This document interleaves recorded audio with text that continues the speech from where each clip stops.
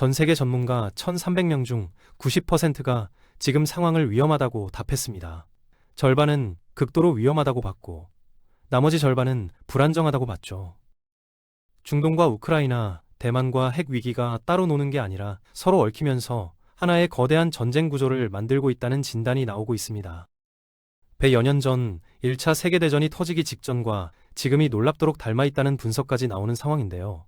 오늘은 이 위태로운 국제 정세를 하나씩 짚어보겠습니다.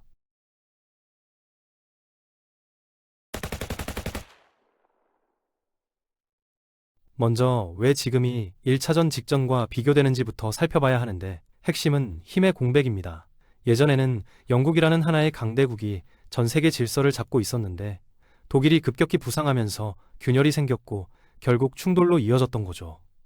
지금도 똑같은 구조가 반복되고 있습니다.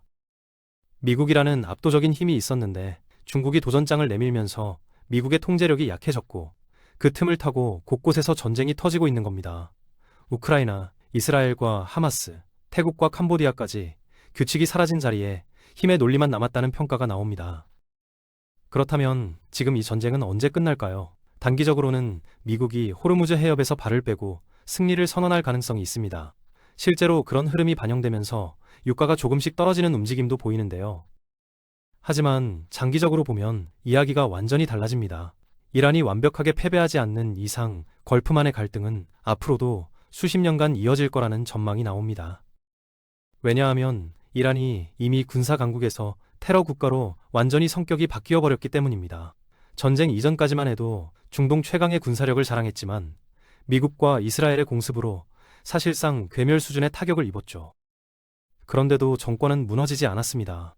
이유는 두 가지인데, 하나는 집권 세력에게 국민의 삶이 애초에 중요하지 않다는 점이고, 다른 하나는 이번 전쟁을 통해 테러의 효과를 확실히 체감했다는 점입니다. 유조선과 화물선을 공격하고 주변국 공항과 정유시설까지 타격하면서 보복이 크지 않다는 걸 확인한 거죠. 예전 같으면 유엔이 나서서 제재를 가했겠지만 지금은 안전보장이사회의 거부권 행사가 잦아지면서 그런 견제장치 자체가 무력해졌습니다. 이 여파는 경제로도 고스란히 번집니다. 가장 먼저 타격받는 분야는 정유와 석유화학이고, 그 다음이 해운과 항공입니다. 흥미로운 건 단기적으로는 해운사들이 오히려 돈을 벌 수 있다는 점인데요. 호르무즈 해협과 홍해 항로가 위험해지면 선사들이 아프리카를 크게 돌아가는 항로를 선택할 수밖에 없고, 그러면 항해 거리가 2주 이상 늘어나게 됩니다. 거리가 늘어난다는 건 곧 배가 부족해진다는 뜻이고 운임이 올라간다는 뜻이죠. 참고로 북극 항로가 대안으로 거론되기도 하는데, 우리나라는 사실 이 항로를 쓸 이유가 별로 없습니다. 연료는 대부분 중동과 미국에서 들여오고 주요 교역국도 미국, 일본, 중국, 동남아시아라서 북극 항로가 열려도 오히려 중국 물동량만 늘어나는 결과로 이어질 가능성이 큽니다. 한편 워싱턴 내부에서는 이번 이란 공습을 두고 불만도 나오고 있습니다. 진짜 견제해야 할 상대는 중국인데 다시 중동에 발이 묶이면 대중국 전략 자원이 소진된다는 비판이죠. 실제로 패트리엇 미사일 재고가 크게 줄었고 항공모함들도 정비할 시간 없이 계속 투입되면서 대만 유사시 대응력에 공백이 생겼다는 지적이 나옵니다.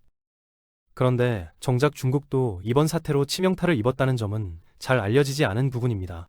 정치적으로는 가장 가까운 우방이 궁지에 몰리는 걸 지켜만 봐야 했다는 무력함이 드러났고, 군사적으로는 더 뼈아픈 결과가 나왔습니다. 중국제 최신 방공망으로 3중 방어선을 갖췄던 나라들이 미국의 공습 앞에서 속수무책으로 무너졌기 때문입니다. 이건 곧 중국의 방공 기술 자체가 실전에서는 통하지 않는다는 걸 보여준 셈이죠. 여기에 더해 최근 몇 년간 중국 군부에서는 무기 개발 책임자들에 대한 대규모 숙청이 이어지고 있는데, 겉으로는 그럴듯해 보이는 무기들이 실전에서는 성능을 발휘하지 못한 배경으로 지목됩니다. 소비재 시장과 달리 무기 산업은 시장에 검증을 받을 기회 자체가 없었다는 분석입니다. 중국 경제도 겉과 속이 다른 이중 구조를 보이고 있습니다. 공식적으로는 5% 성장을 발표하지만 실제 서민들의 삶과 통계상 숫자 사이의 괴리가 점점 커지고 있는데요. 부동산 대출이 막히면서 시장이 급격히 얼어붙었고, 그렇게 은행에서 회수한 자금은 전기차와 태양광, 조선과 우주산업 같은 첨단 분야로 쏠리고 있습니다. 문제는 이런 산업이 일반 서민의 일자리와는 크게 관련이 없다는 점이고, 그래서 노숙자와 귀향하는 농민공이 늘어나는 상황과 화려한 첨단 사업 통계가 동시에 존재하는 기형적인 그림이 만들어지고 있는 겁니다. 러시아 상황도 겉보기와 속사정이 다릅니다. 유가 상승으로 석유와 가스 수출 수입은 늘었으니 반사이익을 본 건 맞지만 정작 자국이 벌인 우크라이나 전쟁에서는 궁지에 몰리고 있습니다. 대표적인 증거가 올해 전승절 행사인데요. 예년 같으면 최신 무기를 대거 동원하고 각국 정상을 초청해 화려하게 국력을 과시했지만 이번에는 병사들만 등장하고 행사도 서둘러 끝났습니다. 참석한 정상도 몇몇 주변국에 그쳤고요. 이유는 단순합니다. 우크라이나가 두려운 겁니다. 실제로 푸틴이 방호 생활을 이어가고 있다는 정황까지 확인되고 있습니다. 전쟁 초반만 해도 러시아 무기가 압도적일 거라는 예상이 많았지만 실전에서는 전차와 전투기가 맥없이 무너졌습니다. 반면 우크라이나는 전혀 다른 나라로 진화하고 있는데 그 힘은 미국이나 유럽의 지원이 아니라 자체 개발한 드론과 인공지능 무기에서 나옵니다. 오히려 실리콘밸리 방산기업과 우크라이나 스타트업이 합작 벤처를 꾸려 기술을 주고받는 상황까지 벌어지고 있죠. 상자에 바퀴를 달고 무기를 실은 지상 드론이 적진에 들어가 항복을 받아내는 장면까지 나오고 있으니 이건 지원받는 나라가 아니라 기술을 수출하는 나라로 완전히 위치가 바뀐 셈입니다. 이렇게 자체 개발한 무기다 보니 사용에 조건이 붙지 않는다는 점도 중요합니다. 예전에는 서방이 지원한 무기로 러시아 국경을 넘지 못하게 막았지만 지금은 자국산 무기로 국경을 훌쩍 넘어 정유시설과 잠수함까지 타격하고 있습니다. 이런 노하우를 배우겠다며 덴마크를 시작으로 독일과 영국이 우크라이나와 합작 공장을 세우는 상황이고 최근 헝가리에서 정권이 바뀌면서 그동안 막혀있던 유럽의 대규모 경제 지원까지 통과됐습니다. 이제 유럽은 우크라이나를 러시아 방어의 최전선이자 노하우의 원천으로 보고 있는 겁니다.